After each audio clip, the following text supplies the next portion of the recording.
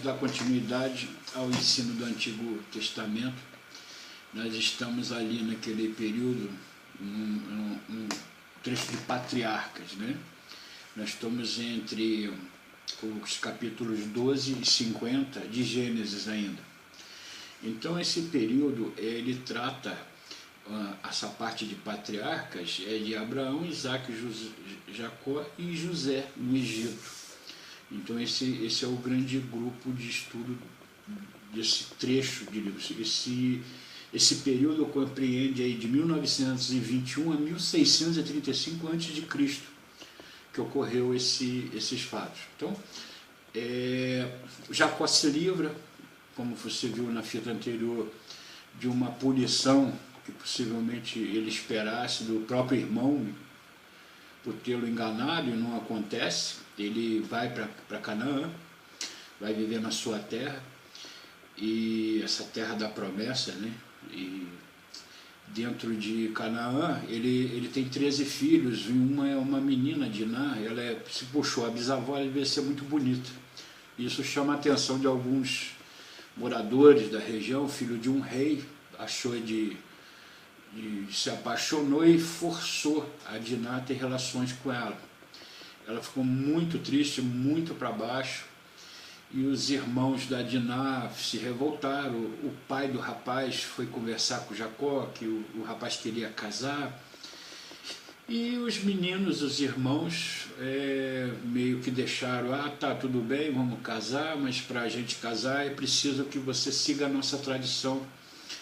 Então os irmãos Jacó e os filhos falaram para essa população vizinha, né, essa cidade vizinha: olha, para a gente dar nossos filhos e filhas em casamentos, é preciso que você faça a circuncisão, entendeu? Porque nós israelitas, hebreus, nós queremos, nós mantemos essa tradição para uma aliança com o nosso Deus. E eles fizeram, esse povo vizinho fez a circuncisão, e no segundo dia, que é quando ocorre a maior dor, os irmãos da Diná, os filhos de Jacó, invadiram a cidade e matou todo mundo, capturou gente, fez um sasqueiro. O Jacó ficou apavorado, porque ele percebeu que as pessoas, as outras cidades em volta, vendo o que ele fez, talvez fosse para cima, e como foi, e Deus ainda protegeu, conseguiu livrar ele da mão desses inimigos, conseguiram fugir e se estabeleceram numa outra região. E dos filhos de Jacó, você lembra que ele trabalhou 7 anos para se casar com Raquel, mas deram Lia para ele, a mais velha. Depois ele trabalhou mais 7 anos. Mas a mulher que ele era apaixonado, que ele amava mesmo, era Raquel. E com a Raquel ele teve um filho, que era José. Então um desses 13 filhos de Jacó se chamava José. Depois a própria Raquel vai ter um outro filho, anos mais tarde, que é o Benjamim, e acaba morrendo logo no parto dessa criança. E que seria o irmão de sangue, o irmão de pai e mãe do Jacó, do José. Pois muito bem. Esse filho da Raquel trazia muito, era uma espécie de preferido, embora não fosse o mais velho, o primogênito, mas era o filho do grande amor de Jacó. Então Jacó protegia, zelava, instruía, cuidava desse menino, e esse menino era uma criança diferenciada. Ele cresce com um coração muito bom, ele sempre propenso a ajudar, sempre meigo, carinhoso com o pai, mas isso desperta a ira dos irmãos. Uma dada ocasião, os meninos vão numa região chamada Dotã, levar as cabras, estava com muita seca, então cada vez iam mais longe para fazer os animais pastarem, e o José não foi, e o pai pediu para que o José fosse verificar se estava tudo bem com os irmãos, se precisava de alguma coisa. Ao chegar lá, os irmãos de José não gostaram, acharam que ele estaria ali para vigiá-lo, para caguetar ele para o pai, para contar de alguns animais que haviam perdido. Enfim, gerou uma confusão danada em cima. Eles capturam José e querem matar José. Jogam ele dentro de uma cisterna, de um buraco que não tem como sair, e fica naquela ameaça. Alguns dos irmãos optam por assassiná-lo, outros dizem que não podiam sujar a mão com o próprio sangue. Então fica essa confusão, e nisso passa uma caravana de ismaelitas.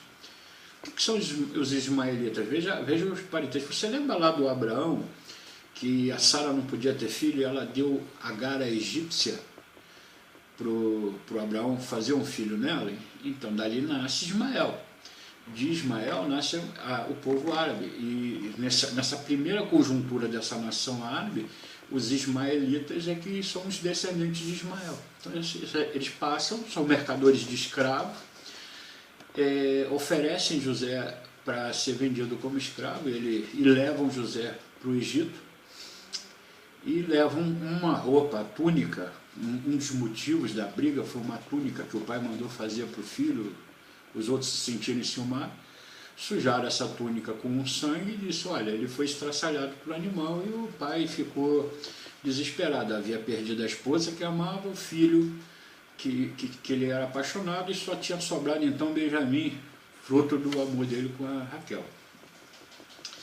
Tudo bem, José é levado até o Egito e como escravo.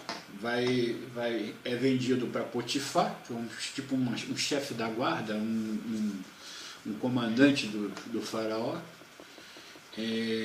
Parece que a Pepe I era o faraó nesse período. Então, o próprio Potifar gosta muito do trabalho de José. José sempre foi dedicado, sempre muito trabalhador, próspero, tudo que tocava, a coisa andava, ele sabia ganhar dinheiro, as coisas fluíram de uma forma maravilhosa. Só que a esposa do Potifar queria ter relações com esse menino, José. E numa tentativa de fazer sexo forçado com ele fugiu, ela segurou uma túnica dele, gritou pelos funcionários da casa, pelo marido, e alegou que José tinha tentado importuná-lo. José vai para a cadeia, passa coisa de 8 anos preso, e dentro da prisão surge uma rebelião, ele não foge com os caras, ferem o carcereiro, ele cuida do carcereiro, ele organiza a cadeia, ele torna a cadeia uma coisa extremamente produtiva, agradável, as pessoas transformam da água para o vinho. Então a fama de José como administrador é sempre muito bem vista. E lá dentro dessa cadeia existiam 2 presos, um copeiro e um padeiro, um que ficava ao lado do rei, fazendo, aconselhando, era uma espécie de um diplomata, e o outro cuidar de cozinha. E numa dessas, por alguma razão, ambos foram presos e levados para a cadeia. Dentro da prisão eles têm sonhos, cada um tem um sonho. Como José já tinha, eles questionam um para o outro o que ia acontecer, e José falou: eu sei interpretar o seu sonho. Porque José, ele ganhou muita birra dos irmãos justamente por interpretar um sonho, que ele via uns feixes de trigo se curvando para um feixe de trigo, que era ele. Então, esse dom de adivinhar sonhos já era uma coisa inata de José. José, então, interpela esses 2 presos, eles contam um sonho. José diz para um: olha, você vai ser libertado e vai voltar a trabalhar para o rei. Para o outro: olha, você vai ser, infelizmente, você vai ser enforcado e você vai morrer. Foi simples. Quando essas coisas aconteceram, e a pessoa que foi reincorporada ao reino, ele falou: lembra de mim quando eu estiver lá, dá um toque, eu estou preso injustamente aqui. Mas o cara simplesmente esqueceu. Até que o rei, o faraó, esse Apepe, ele tem um sonho. Ele teve assim uma conjuntura de sonhos seguidos. Isso, segundo José, significava o fato de sonhar seguidamente, é porque estava próximo para acontecer. Então ele tem um sonho que ele está à beira do Nilo, tinham 7 vacas gordas pastando na beira do Nilo, saíam de dentro da água 7 vacas magras e devoravam as vacas gordas. No outro dia, 7 espigas de trigo, 7 feixes de trigo saudáveis, vinham trigos totalmente destruídos e comiam esses trigos gordos. Então José definiu, o próprio faraó Apepe, ele chama sábios, adivinhos, toda sorte de pessoas para tentar adivinhar o que ele tinha sonhado. Mas ninguém dava uma resposta condizente em acalmar o coração do faraó. Até que esse cara lembra que, olha, eu tive preso, lembra? E lá tinha um cara que interpretava sonho e mandam chamar José. José chega no local e consegue interpretar esse sonho do faraó. Interpretando, ele diz, olha, nós vamos ter 7 anos de colheita muito farta e depois nós teremos 7 anos de muita fome. Então, e aquilo deixou ele, o faraó, totalmente perturbado. E ele falou, mas o que a gente pode fazer? Dá para fazer construir silos. O faraó, na mesma hora, tirou o anel e falou, olha, agora você é o grão-vizir do Egito, você é o governador, você só vai estar abaixo de mim, o resto você manda em tudo. E passa Daniel a administrar todo o reino. Todo o reino do Egito está nas mãos de Daniel. Então, ele veio guardando um quinto da produção e acumulando, estocando, e quando finalmente chegou aos 7 anos de fome, ele começou a controlar essa comida, mas era tudo calculado, ele sabia o consumo médio, diário, das cidades, ele deixou as coisas com folga, ele conseguiu, esse império, esse reino egípcio que estava no Alto Egito, ele tinha um problema, porque o Egito geralmente tem 2 cidades fortificadas, o Alto e o Baixo Egito. E nessa época o Baixo Egito invadiria o Alto Egito e faria um governo só com um faraó só, porque estava enfraquecido. Com essa fome, o Alto Egito ele começa a enriquecer, ele faz fortuna, ele reforça o exército dele, ele se torna o poderio, a nação mais poderosa da região, porque todas as cidades não esperavam pela fome, vêm comprar alimentos e pagam em ouro, pagam em terras, em animais, em escravos, do jeito que dava. E assim o império, esse Apepe se torna um faraó poderosíssimo pelas mãos de José. E, obviamente, a família de José desce para comprar alimento também. Quando você for ler esse trecho, você vai ver que ele fica muito emocionado. É uma história bastante tocante, porque ele está louco para ver o Benjamim, o irmãozinho mais novo dele, mas o Benjamim não vem porque o pai não deixa, só vieram os outros. Ele questiona um irmão, ele chora muito, se revela para os irmãos finalmente e traz esses irmãos para morar ali. E aí tudo bem. Então, com toda essa estrutura montada,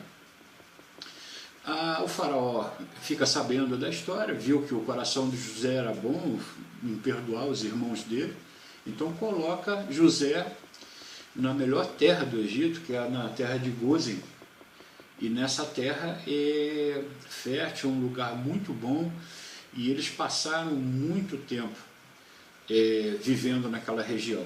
Então, José, como governador do Egito, os irmãos dele começaram a se casando e tendo filhos, e mais filhos, e vivendo todo mundo junto. E num dado momento, quando José acaba morrendo, até 60 anos depois, as coisas foram bem para os hebreus ali naquela região.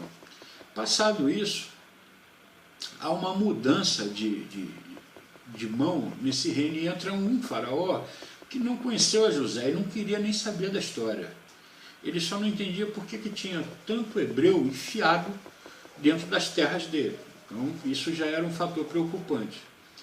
Então ele começa esses faraós começam a forçar, enfim, a impingir uma aflição a esse povo, com escravidão, e matando crianças, e fazendo de toda sorte de coisa, por medo que eles se proliferassem e tomassem o Egito da mão deles. Então há um período de aflição, e existe muita discordância em relação a quais os faraós que teriam feito o período da aflição e do êxodo. Foram faraós diferentes. O da aflição teria sido, eles colocam como... E depois a gente continua. Dá um pause aí depois eu digo. Nossa, desculpa.